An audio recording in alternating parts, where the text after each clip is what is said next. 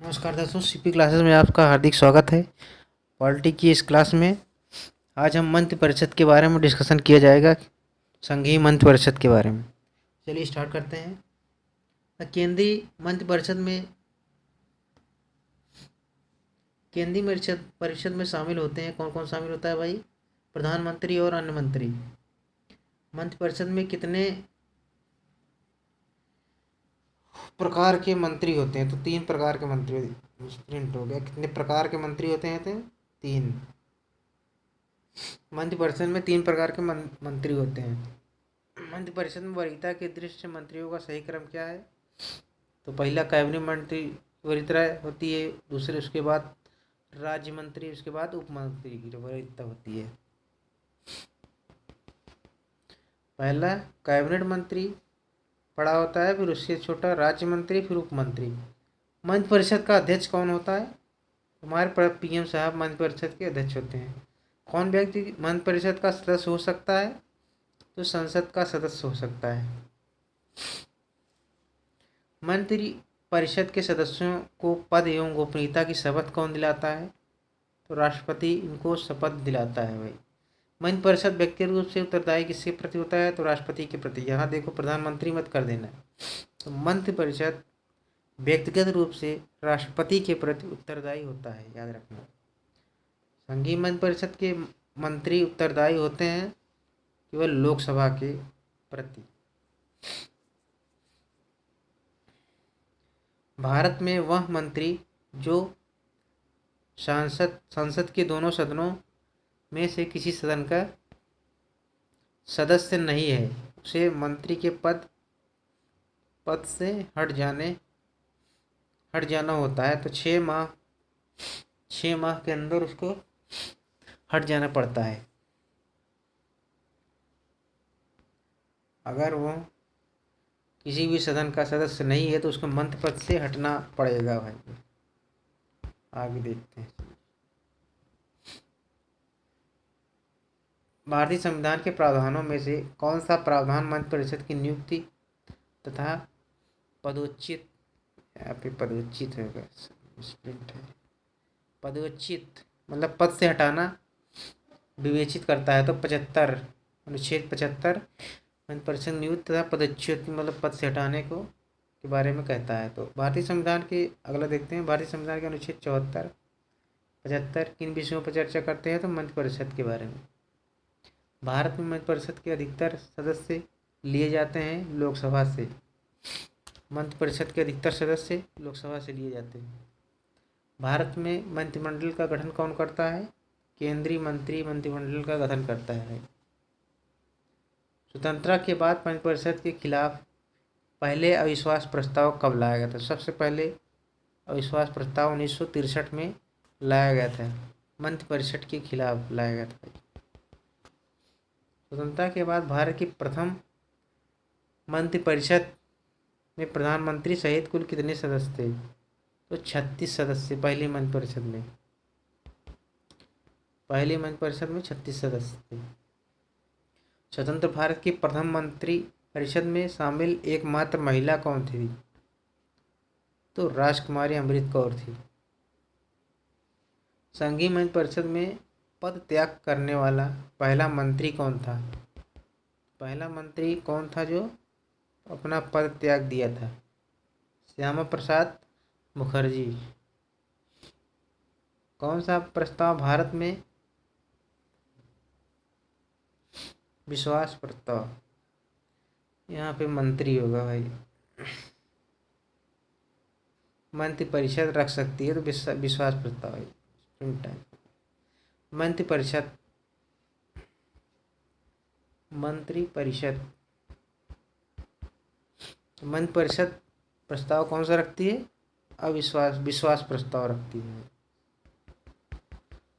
आगे देखते हैं। कौन सा भारत में प्रशासन पर विधायक नियंत्रण का एक साधन नहीं है? तो सदन का विघटन करना एक विधायक पर नियंत्रण रखने का कोई साधन नहीं है। मतलब इसके द्वारा आप नियंत्रण नहीं रख सकते, सदन का विघटन कर देना।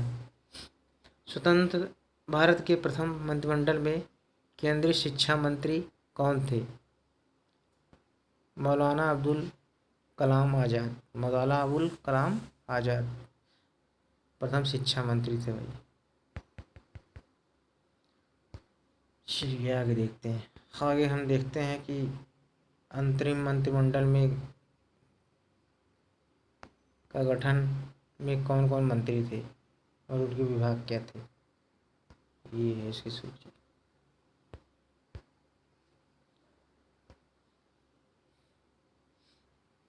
तो जवाहरलाल नेहरू कार्यकारी परिषद के उपाध्यक्ष थे।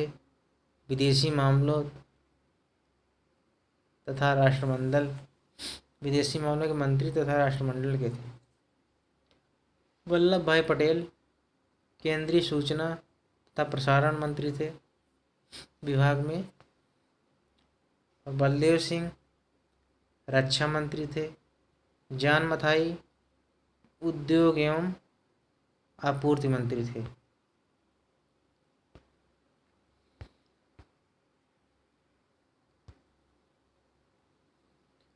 श्री राजगोपालाचारी चक्रवर्ती राजगोपालाचारी शिक्षा मंत्री थे, शिक्षा विभाग में थे। C.H. भाभा कार्य खान एवं बंदरगाह विभाग में थे। राजेंद्र प्रसाद खाद्य एवं कृषि विभाग में थे। आशफ अली रेलवे विभाग में थे।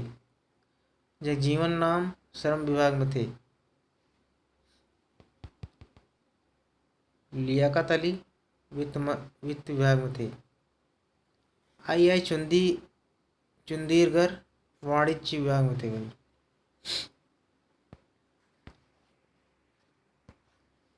चलिए अब्दुल खां नश्तर संचार विभाग में थे। जोगेंद्र नाथ मंडल विधि विभाग में थे। गजानंदर अली स्वास्थ्य विभाग में थे। ये नामों को और उनके विभागों को जरूर याद रखना क्योंकि ये एग्जामों में पूछ लिया जाता है। आगे हम डिस्कशन करते हैं। एक हमारा इम्पोर्टेंट छोटा सा टॉपिक है अटॉर्नी जनरल के बारे में, महान्यायवादी के बारे में।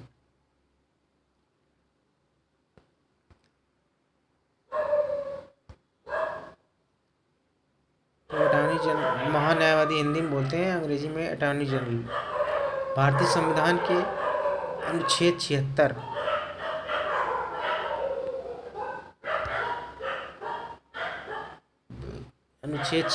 के अंतर्गत महान्यायवादी भारत सरकार का प्रथम विधि अधिकारी होगा। यहाँ पे विधि होगा, विधि अधिकारी होता है। प्रथम विधि अधिकारी कौन होता है? क्वेश्चन कई बार एग्जाम पूछा गया है। प्रथम विधि अधिकारी कौन होता है? तो महान्यायवादी अटॉर्नी जनरल। वह राष्ट्रपति द्वारा नियुक्त किया जाता है तथा राष्ट्रपति की इच्छा पर्यंत अपने पद पर बना रह सकता है। सारे पॉइंट को याद रखना फ्रेंड।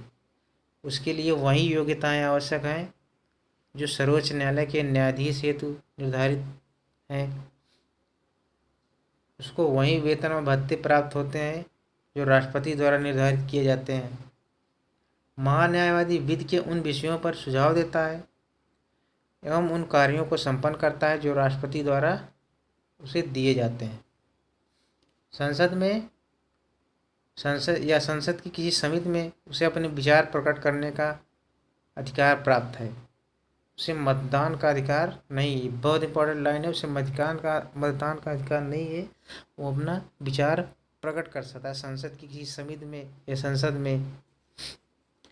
तो ये रही हमारी आज की क्लास कैसी लगी फ्रेंड कमेंट बॉक्स में ज़रूर लिखिएगा। और हमारे चैनल को सब्सक्राइब करने की बहुत आवश्यकता है आपको, क्योंकि सब्सक्राइब करेंगे अच्छे वीडियो हम और लेके आएंगे आप लोगों के लिए।